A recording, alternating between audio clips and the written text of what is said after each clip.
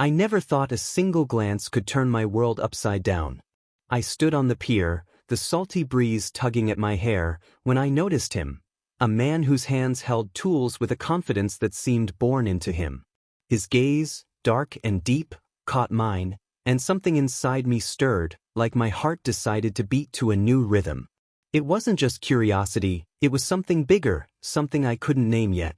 The summer was just beginning, but I already felt it would be a turning point. What was hidden in that look? And why wouldn't it let me go? My name is Tyler Crow. I'm 18 years old. I live in Boston, Massachusetts. My mom decided I needed a break from city life and sent me for the whole summer to my Aunt Ellen's place in a small town in Maine.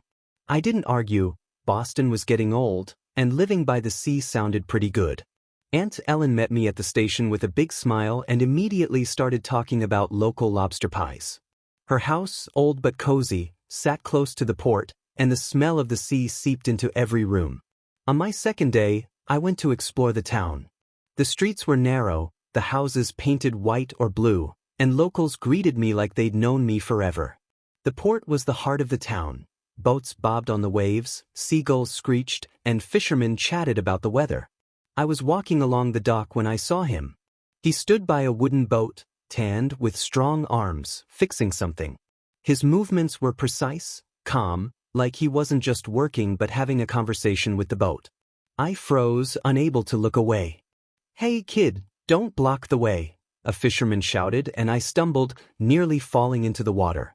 The man by the boat looked up, and our eyes met. His gaze wasn't just curious. There was something in it that made my heart skip a beat. He gave a slight smile, nodded, and went back to work. My cheeks burned, and I hurried off, muttering to myself that I was just tired from the trip. That evening, sitting on Ellen's porch, I couldn't stop thinking about that look. She was chatting about neighbors, but I barely listened. Why was this guy stuck in my head? I tried convincing myself it was just interest in his work, the boats, anything but him. But my heart knew the truth, and that truth scared me. I stared at the stars over the sea, feeling like the summer was setting me up for something I wasn't ready for. What would happen if I approached him again? And why did that thought excite me so much?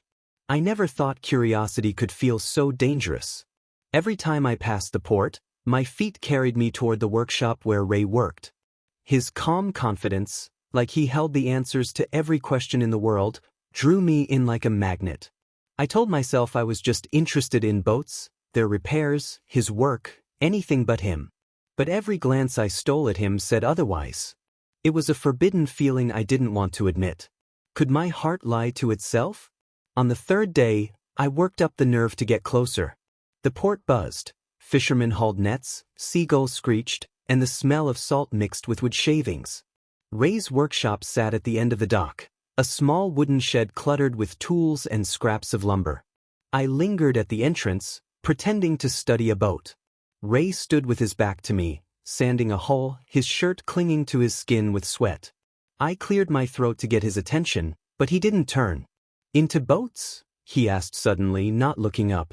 His voice was low, with a slight rasp, and it made my throat go dry. I mumbled something about always wanting to learn how they're fixed. Ray finally turned, wiped his hands on a rag, and looked at me. His eyes, dark with a hint of amusement, seemed to see right through me. Heat crept up my cheeks, and I looked away, pretending to inspect a hammer on the table.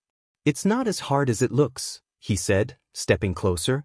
"You just have to feel the wood, know where it's broken." He picked up a board and traced a crack with his finger. I nodded, though I barely listened, too caught up in avoiding his gaze. Why did his presence throw me off so much? I tried focusing on the board, the tools, anything, but my attention kept drifting back to him. That day, I spent a couple of hours in the workshop, just watching.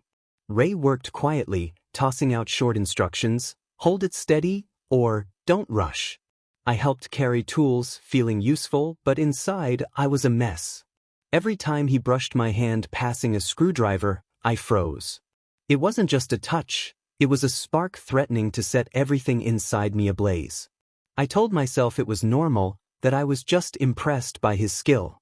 But by the end of the day, as the sun set and shadows stretched across the workshop, I knew I was lying to myself. It wasn't about boats. It was him. I left when Ray started packing up his tools, muttering something about dinner at my aunt's. He nodded but said with a smile, "Come back tomorrow if you want to learn." I walked home, my heart pounding like I'd run a marathon. Something inside me was shifting and it scared me. What if I couldn't stop these feelings? And what if Ray felt the same thing? I never thought a fleeting touch could turn everything inside me upside down. Ray's workshop had become my refuge, a place where I tried to figure myself out, but every visit only tangled my thoughts more. His presence, his quiet strength, pulled me closer like a magnet, and I couldn't resist. I kept telling myself it was just interest in his work, but my heart knew the truth, and that truth burned brighter every day. The mystery of what he felt wouldn't let me rest. The morning was hot, and the port hummed with its usual bustle. Fishermen unloaded their catch, the air smelled of salt and tar, and I, as always, ended up at the workshop. Ray was fixing a boat's motor, his hands moving with a confidence that could mend anything. I decided to try my hand at something and picked up a broken wooden part, hoping to impress him. My attempts were clumsy, I held the screwdriver wrong, and a screw clattered to the floor. Ray looked up, the corner of his mouth twitching in a faint smile. "Let me show you how it's done," he said, wiping his hands on a rag. He stepped toward me, and the air between us thickened. Ray took the screwdriver from my hands, his fingers brushing mine lightly. It was a brief touch, but it hit like lightning, making my heart race. I froze, staring at his hands as they now expertly turned the screw. His closeness, the warmth of his body, the scent of wood and sweat, it all made my head spin. "Look, don't press too hard," he explained, showing me how to hold the tool. His voice was steady, but I barely caught the words, too caught up in how close he stood. I nodded, trying to focus, but my thoughts were a mess. Why had that touch rattled me so much? I tried convincing myself it meant nothing, that I was just nervous about my clumsiness.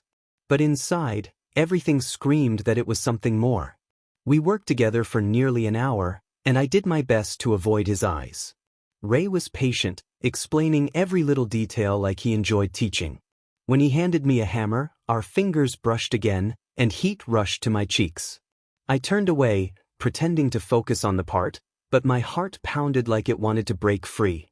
Ray seemed to notice nothing. He went back to the motor, humming softly. His calm only deepened my confusion. As the sun dipped toward the horizon, I said I had to go. Ray nodded, but his gaze lingered on me a little longer than usual. I left the workshop, my legs shaky. That touch, that moment, they changed everything. I couldn't pretend it was just curiosity anymore. But what did he feel? His smile, his look, was there a hint of something more, or was I imagining it all? I never thought a sweltering day could change my life. The sun blazed relentlessly, and the port, usually bustling, felt drowsy, like everyone had hidden from the heat. I was in Ray's workshop again, helping with small tasks, but my thoughts tangled from his closeness.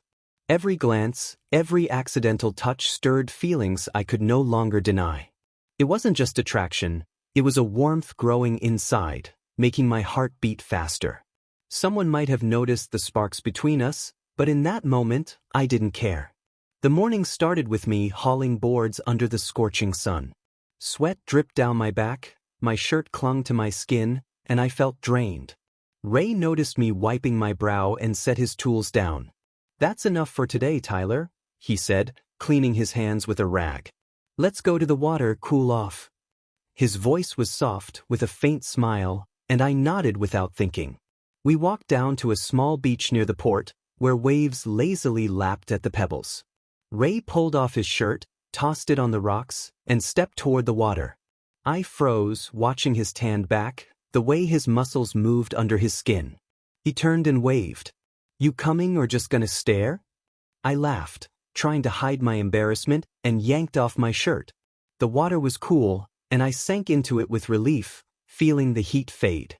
We splashed, laughed, and for the first time, I felt at ease with him, like there were no walls between us.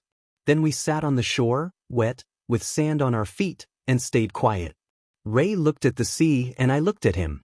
His profile, slightly damp hair, drops of water on his shoulders. It all felt so right. Suddenly, he turned to me and his eyes, dark and serious, caught mine. There were no words, just silence and the pounding of my heart. He leaned closer and I felt his breath on my skin. Then his lips met mine, warm, confident, full of unspoken promises. That kiss was like a flash, like the moment everything falls into place.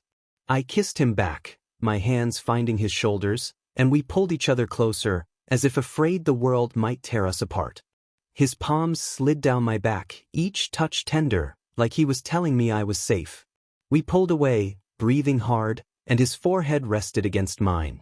"Come to my place tonight," he whispered, and I nodded, unable to speak. I went back to my aunt's, but the rest of the day was a blur. His taste, his warmth stayed with me, and I couldn't think of anything else. That kiss shattered all my doubts, but now I feared something else. Could someone have seen us on the beach? And what would happen when I went to his place tonight? I never thought a night could feel so alive. After that kiss on the beach, my heart pounded like it wanted to leap out, and every step toward Ray's house was filled with anticipation. The evening air smelled of the sea, stars shone overhead, but all I could think about was his warm lips and the whisper calling me to him. It wasn't just desire, it was a need to be near him, to feel him, to open up in a way I never had. Something told me this night would be the start of something bigger. I slipped out of my aunt's house after she fell asleep and headed to Ray's small cottage by the shore. The light in the windows glowed softly and I knocked, my palms sweaty. The door opened and there was Ray, in a simple t-shirt, with a smile that made my heart jump again. "Thought you might chicken out," he said, stepping aside to let me in. His voice was warm, with a playful edge, and I felt my cheeks burn. "I'm not the type to back down," I replied, trying to sound more confident than I felt. Inside, it was cozy, wooden furniture, books on shelves, the scent of coffee and the sea. We sat on the couch, and Ray handed me a mug of hot tea. Our fingers brushed, and I caught him lingering on me, like he was studying me. "You always this bold, Tyler?" he asked, raising an eyebrow, and I laughed, feeling the tension melt. "Only when someone's worth it," I blurted, and his smile widened, his eyes sparking. We talked about small things, boats, the town, how he ended up here. But the words were just background. His hand rested on the back of the couch, so close I could feel the warmth of his fingers. At some point, he leaned in and our lips met again, but this time it was different, gentler, slower, full of trust. I felt his hands softly touch my cheek, and I responded, pulling him closer. Every gesture, every breath was like a wordless conversation, where we shared our fears and hopes. We pulled apart but stayed close, his breath mingling with mine. His fingers laced with mine, and I felt his warmth flow through me, like we'd become one.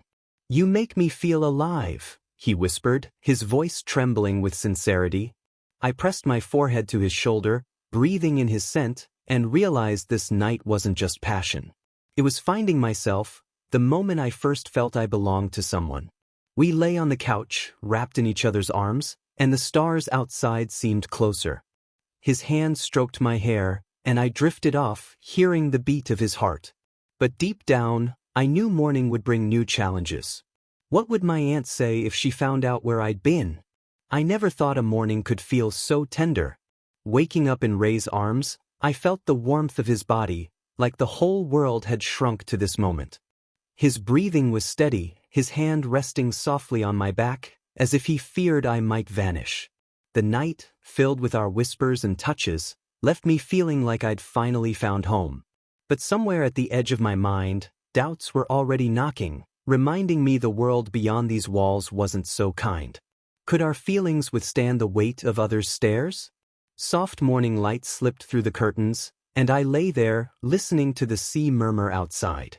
Ray stirred, his eyes slowly opening, and he smiled when he saw me.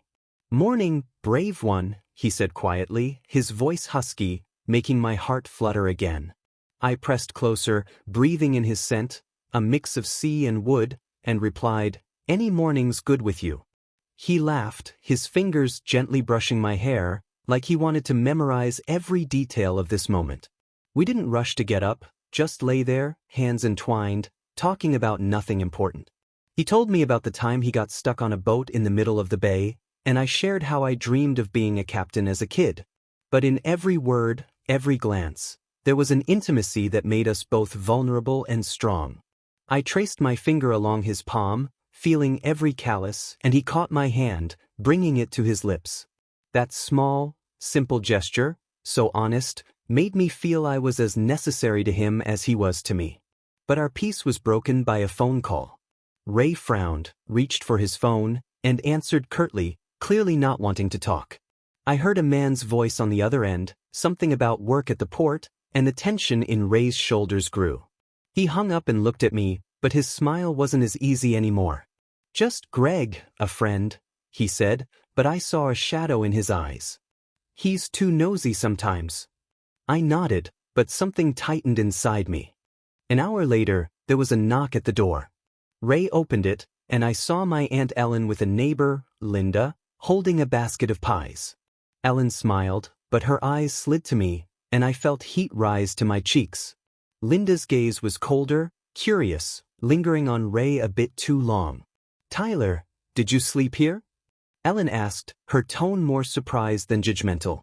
I mumbled something about helping with a boat, but her look said she wasn't convinced. When they left, Ray sat beside me and took my hand. "Sorry, I didn't think they'd show up," he said, his voice tinged with worry. I squeezed his fingers and smiled. "We'll handle it." But inside, I saw how the fear of judgment weighed on him. Our bond had grown stronger, but could it hold up against the pressure of the world outside? After that morning at Ray's, when my aunt and the neighbor found me at his place, I felt the world closing in, but his hand in mine made it all bearable. We'd grown closer, our glances and touches saying more than words, and I knew I didn't want to hide. But Ray, with his quiet strength, still flinched at the thought of gossip. That day, I decided we had to face our fear head-on. Our kiss on the dock would be a defiance, but what would come next? The morning at the port was lively. Fishermen mended nets, boats bobbed on the waves, and the air smelled of salt and coffee. I found Ray at the workshop, sanding the side of an old boat. His movements were as precise as ever, but I saw a shadow of tension in his shoulders. I approached, resting my hand on his elbow, and he looked at me with a soft smile. "You're early today," he said, his voice warm but tinged with weariness. I sat beside him, feeling his closeness calm me. We talked about work, but I could tell his mind was elsewhere. "Ray," I started, meeting his eyes, "I know you're scared of what people will say. But I don't want to hide." He froze, his grip tightening on the tool. "Tyler, you don't know how fast rumors spread here," he replied, pain in his voice. I took his hand, lacing our fingers, and said, "Let them talk. I'm ready for it if you're with me." His eyes, dark and deep, softened, and he nodded like he was accepting my choice. We walked out to the dock, where fishermen and locals milled around. I felt eyes on us, but I didn't care. Ray walked beside me, his hand brushing mine, and I felt a warmth that gave me strength. By one of the boats, I stopped, turned to him, and smiled. "You know I won't back down," I said softly, and his lips twitched in a return smile. Without thinking, I leaned in and kissed him, right there, in front of everyone. His lips were warm, soft, and he kissed me back, his arms pulling me close, like the world had vanished. The kiss was brief but full of tenderness, and when we pulled apart, I saw a few people freeze, staring. Some turned away, others whispered, but Ray didn't let go of my hand. His gaze was resolute, and I knew he'd made his choice. "You're crazy, Tyler," he whispered, but his smile was wider than ever. I laughed, feeling the fear slip away, and said, "Only for you." We went back to work, but the air around us had shifted. I knew rumors were already spreading, and it wouldn't be easy for Ray. But in his eyes, I saw a new strength, and that mattered more. How would the neighbors react now that we'd openly declared ourselves? After our kiss on the dock, the port buzzed with whispers, and I felt eyes burning into my back, but with Ray beside me, it felt trivial. His hand in mine, his warm gaze, they were my anchor, and I knew I wouldn't back down. We'd chosen to live openly, and every step was a protest against those who wanted us hidden. That evening on his porch became the moment I realized I'd fight for us. But what lay beyond this sunset? The sun was setting, painting the sky in orange and pink, while the sea whispered its timeless stories.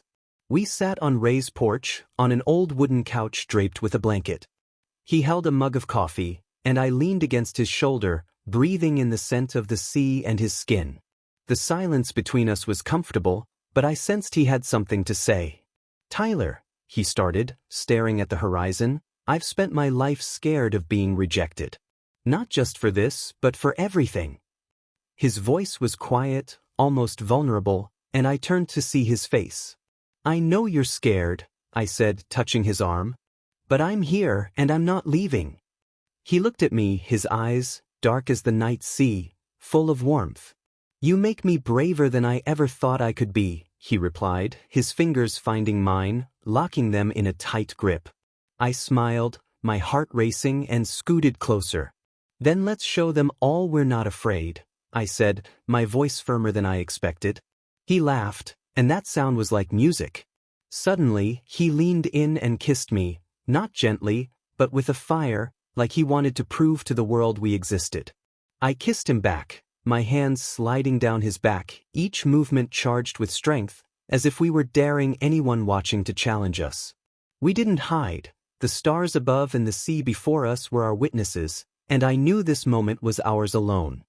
His lips were warm, and I felt his heart pounding in sync with mine. When we pulled apart, I pressed my forehead to his, breathing hard. "I've never been so sure of my choice," I whispered, and he hugged me, his arms holding tight, like he feared I'd vanish.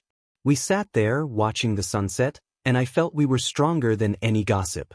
But deep down, I knew the town wouldn't let go so easily. What would happen when the rumors reached those who didn't just whisper? After that evening on the porch, when Ray and I decided not to hide, life in the town became a test, but every look, every touch from him gave me strength. The neighbors' whispers, the sideways glances, they were there, but we found faith to keep going.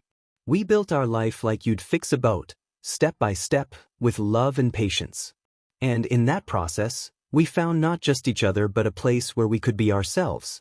A year passed, and the port became more than a workplace. It was part of our story. Ray and I worked side by side, fixing boats, joking with fishermen who slowly got used to us. Some still looked away, but others, like Sophia, the cafe owner, started greeting us with smiles. We even got a dog, a shaggy mutt named Barney who loved napping by the workshop and chasing seagulls. Every morning, I woke up in our little seaside house, feeling Ray's warmth beside me, knowing it was all worth it. But it wasn't all smooth sailing. One day, Greg, Ray's friend, came to the workshop with a serious face. "People say you're ruining the port's reputation," he said, staring at the floor. My stomach twisted, but Ray just shrugged. "Let them talk, Greg. We're here and we're not leaving." His voice was steady, but I saw his hand tremble slightly. Later, when we were alone, he hugged me and whispered, "You saved me, Tyler." I pressed against him, tears stinging my eyes, and replied, "No, you just let yourself be loved."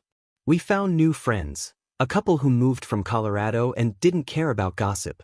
They invited us to barbecues, and we laughed as Barney stole sausages. Those moments, so simple and warm, reminded me that love isn't just a fight but a joy. On quiet nights, lying in each other's arms, listening to the sea, I felt we'd built something solid.